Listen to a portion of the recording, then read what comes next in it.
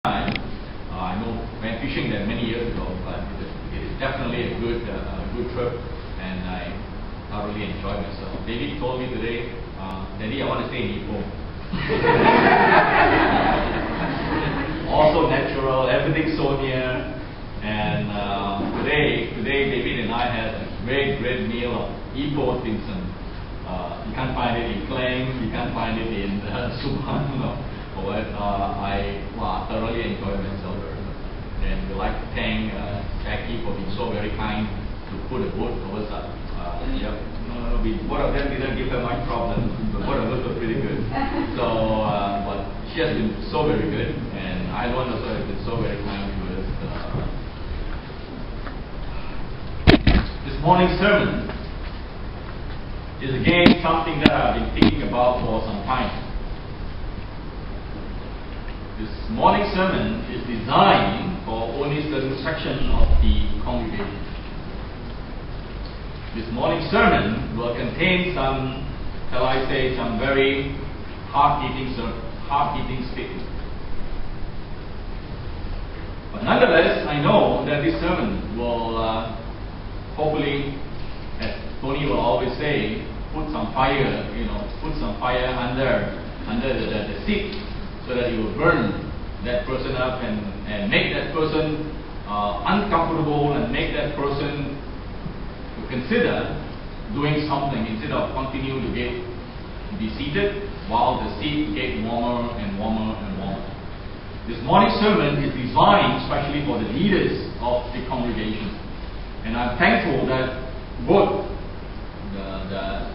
of course the Ipoh leaders will be here. I'm thankful that the Taiping church have decided to worship with us today. So I believe today is holiday in Taiping, and so this sermon is applicable to both the leadership of this particular two congregations. But nonetheless, the other portion of you who consider yourself non-leaders, the other portion of you who consider yourself just followers or ordinary members of the congregation, I would also strongly encourage you to listen attentively, because leaders without you is nothing. General, lieutenant, army in the army without the soldiers is nothing. Okay? And so all of us are very important today, but nonetheless, the lesson today is designed especially for the leaders. Because I believe that in everything, it is the leaders that will make the clock tick. Why do you say that this family is so good? Good parents? Good leadership? Why do you say that this hospital is great? Why do you say that this restaurant is good? Why do you say that this charitable organization is doing such an outstanding job? Because great leaders. All of us can compare between Malaysia and Singapore. We started off long time ago at about the same level of playing field. But where are they today as compared to us? And so this issue of leadership is so very important. And so that is what I want to address this morning. And it will be recorded so you can go through as many times as possible. This morning I've entitled the lesson this morning as Quo Vadis Ecclesia Christi Ipoh Para. In Latin, and if you just Google it, in Latin, it just means, where are you going, Church of Christ, or Ipoh Para Church of Christ. So this is the question that I want to ask you. Because as I go around traveling, I have the opportunity due to my work or invitation, I've got the opportunity to travel quite a little bit, and I've observed a lot of congregation. And most of the Churches of Christ here in Malaysia are about the same. Same in terms of commitment, same in terms of vision, same in terms of fire, same in terms of excitement, same in terms of growth. And I believe that most of us are not very happy and not very excited about the way things are being done in the church. We wish that we could grow so much faster. You have been here for now 10 years. Nothing much, isn't it? People go in, people go away. Many of your youths go out to the big town, and some come back here. But overall, there's nothing much. I can speak so on the situation in Klang. Probably Charlene has been around back in Klang for the last few years, And he would basically say the same thing. There's nothing much exciting thing that's happening around in Klang. But nonetheless, many of you guys, you claim to be the so-called the better congregation as far as the COC in Malaysia is concerned. But I am here to tell you there's nothing much happening. There's nothing much exciting happening in Klang. And many of us don't like that idea. And similarly, I also believe that many of you who are here in Ipoh are also not very happy at the way things are growing. You want the church to double. You want to have baptism every week. You want to have good works that you want to do, that you want to undertake, but you are not. And same thing happened among most of the churches of Christ here in Malaysia. And we don't like it. And we don't like it. And so I've spent quite a number of months now thinking, hey, is there some... I'm not saying this lesson will cure all your problems. I'm not saying that this lesson here will give you all the silver bullet that you need to grow the church. No. But there are ideas that I want you to think about. There are thoughts that I want you to consider. Please fine-tune those ideas. And if the idea doesn't work, put it aside. I'm not shoving them down your throat. I'm just asking you to consider so that things will get more excited here in Klang. And right now, in the midst of designing another lesson called the vital signs of the church. When a person is in emergency on the way to the hospital, the first thing that the doctor would look for when the patient or the accident victim arrive in the hospital are some vital signs. How are his breathing? Is it... If that is how the victim breathes, he is in deep trouble. His temperature, is it cold? Is he in a state of shock? Or is he overheating? What are his pulse? Very weak pulse? Or too fast? What about his heartbeat? Those are the vital signs. A strong church, a strong human body will have good breathing, great temperature, excellent, breathing, excellent pulse, and strong heartbeat. Boom, boom, boom, boom, boom. Can you imagine every Sunday we have baptism. One Sunday, boom, one baptism. Next Sunday, boom, another baptism. Boom, boom, boom. In no time, you have to buy the building on the land that you guys are considering very good, and maybe the building on the right. So, and as I go around examining the vital sign, 2 Sundays ago, a member from another congregation came to preach in Klang, invited to come and preach in Klang. And he said, I quote in his very good, Jamling is gone up to say, sometimes in my congregation, the singing is like a day church.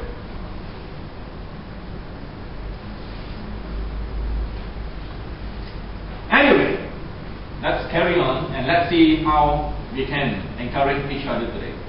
So I'm going to ask you the same question here in Ipoh, especially the leaders. Where are you taking the Ipoh Church of Christ to? What are you doing with this beautiful group of members? Where are you going? Ipoh Perak Church of Christ.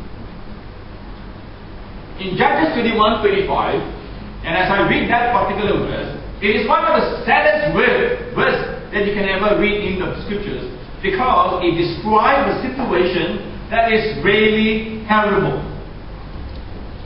It's really not good at all. And the scripture says, in those days, there was no king in Israel, and everyone did what was right in his own eyes. Picture in your mind, everybody here in Ipoh, from member 1 right up to the member last, member A right up to member Z, they do anything they want. They come anytime they want. They behave in any way they want during Bible classes and during worship. And they talk in any way they want. What kind of organization will it be for you guys here in Ipoh? There'll be a lot of mess, isn't it? Messy and a very chaotic situation. And that's what happened in those days. The children of Israel. In those days, there was no king, and everybody did what was right in his own heart. So basically, at that time, there was a problem of leadership. There was almost zero leadership, and that was really, really sad.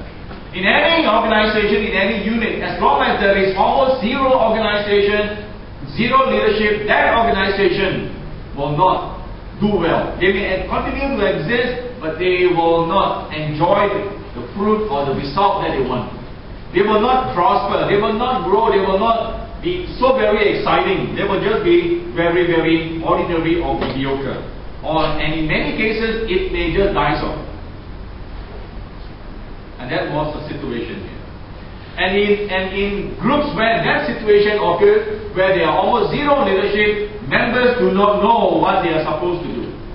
Is this the situation here in Ipoh? Is this the same situation here in Taipei? Where members just do not know what to do. Visitors walk in. How many of you can confidently say that you know what to do when a group of 5 visitors walk in? Do you know how to treat them? Do you know what to say? Do you know what to do with them? If 5 visitors were to walk in,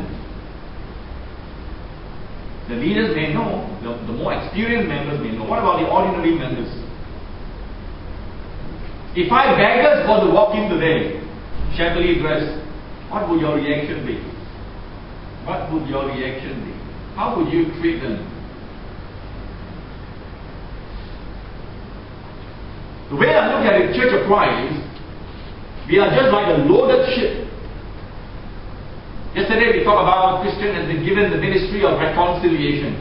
We carry a loaded cargo of the gospel. But sometimes we don't know what to do. We don't know what to do. And as a result, what happened? We don't do anything. You want me to come on Friday? I will come on Friday. You want me to come at 9:30 for Bible class? I'll be here. You want me to stay for worship by 11? I'll be around. And after that, I do not know what to do. You blame who? That was the situation back in Judges 21. Members do not know what they are supposed to do. Don't you know that we are supposed to go out and do good works? I don't know. Don't know. Nobody said anything. Nobody take any leave. Nobody told me. Nobody asked me for help. Don't you know that we are supposed to be, as Richard Lee will always say, have a lifestyle evangelism. Start a conversation with everybody whom we come in contact with the hope of sharing the gospel with them and with the hope of inviting them to the church and study with them and hoping that they would come to know the truth and become a Christian. Don't you know that that should be our lifestyle? Most members, the reply would be, I don't know. Nobody told me. Nobody trained me. Nobody helped me. Nobody taught me. How long do you want to be in this situation anymore? We are very tired in Klang. You know that? I'm not sure how tired you are here in Ipoh. And we complain how come there's not enough conversion, not enough. Why aren't members bringing in their friends? We mentioned statement like this. We asked statement like this during our leadership or church business meeting. Why aren't members inviting their friends for us to study? Because so many Bible class teachers here. Why aren't members taking advantage of the good Bible class teachers that we have among us?